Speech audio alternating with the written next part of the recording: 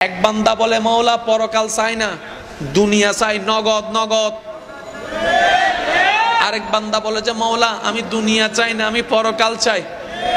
আরেক বান্দা বলে যে মওলা আমার দুনিয়াও লাগবে, পরকালও লাগবে।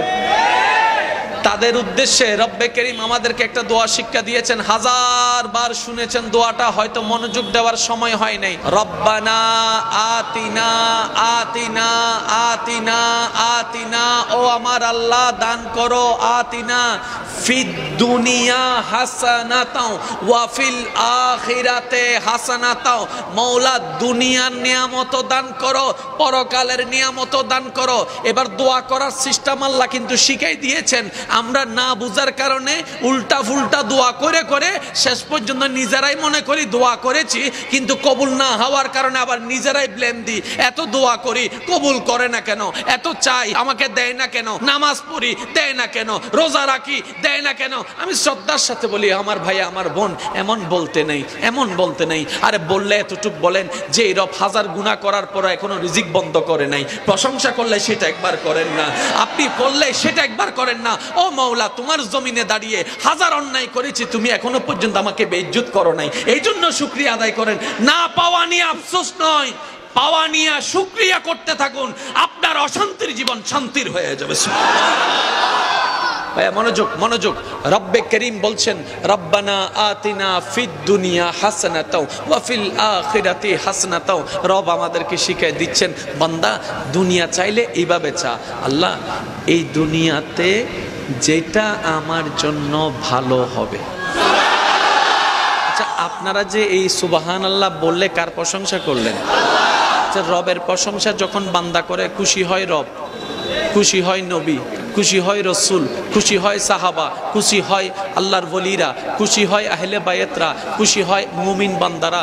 নারাজ হয় সেটাকে শয়তান। রাগ করলে করুক না, আমাদের তো কোনো কিছু যায় আসে, তো ও করুক না, ওকে তো খুশি করার আমাদের দরকার নাই, এমনি তো অনেক খুশি করে ফেলেছি। তাই একবার মাওলাকে খুশি করার জন্য একবার বলেন সুবহানাল্লাহ। এবার দোয়াটা একটু খেয়াল করবেন, আজীবন এটাকে ফলো করবেন। রব্বানা আতিনা ফিদ দুনিয়া হাসানাতাও ওয়া ফিল আখিরাতি হাসানাতাও। মওলা আমার জন্য কি ভালো, আমার জন্য কি খারাপ, আমার অল্প জ্ঞানে বুঝার মতো ক্ষমতা আমার কাছে নাই। মওলা আমি তো জানি না ভবিষ্যৎ কেমন। আরে অনেক সময় দেখা যায় সকালবেলা সূর্য উঠেছে, বৃষ্টির কোনো আশঙ্কা নাই, হঠাৎ করে মেঘলা হয়ে বৃষ্টি হয়ে যায়, হঠাৎ করে মেঘলা হয়ে বৃষ্টি হয়ে যায়। আমি ভেবেছিলাম বৃষ্টি হবে না, তাই তো ছাতাটা ঘরে রেখে এসেছি, বাহির হওয়ার পরে দেখি বৃষ্টি। মওলা আমি তো জানি না কখন বৃষ্টি হবে, কখন রোদ উঠবে। আরে এমনও তো হয় আকাশে কোনো মেঘ নাই, রোদ জ্বলছে, প্রখর রোদ, হঠাৎ করে বৃষ্টি পড়া শুরু হয়ে গিয়েছে, বৃষ্টি পড়া শুরু হয়ে গিয়েছে।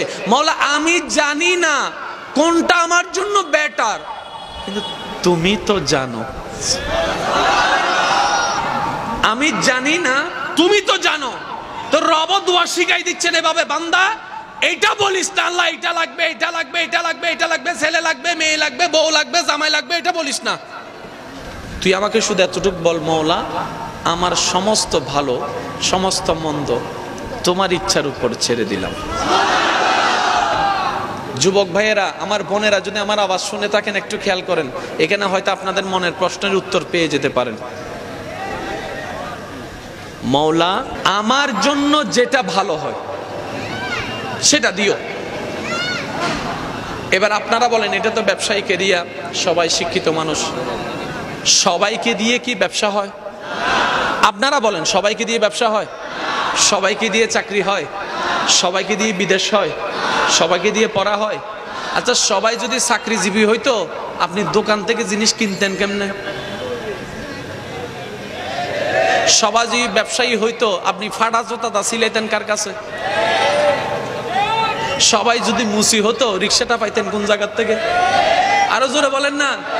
সবাই যদি রিক্সাওয়ালা হইতো ঘরের মিটার লাইনটা লাগাইতেন তো লাগাইতেন কার দিয়ে? তাহলে বান্দার জীবনে ইলেকট্রিশিয়ানের দরকার। আল্লাহ বান্দাদের কিছুর ভিতরে ইলেকট্রিকের প্রতি ভালোবাসা সৃষ্টি করে দিয়েছে। বান্দার জীবনে মুচি দরকার, আল্লাহ কিছু বান্দার অন্তরে মুচির প্রেম ঢুকাই দিয়েছে।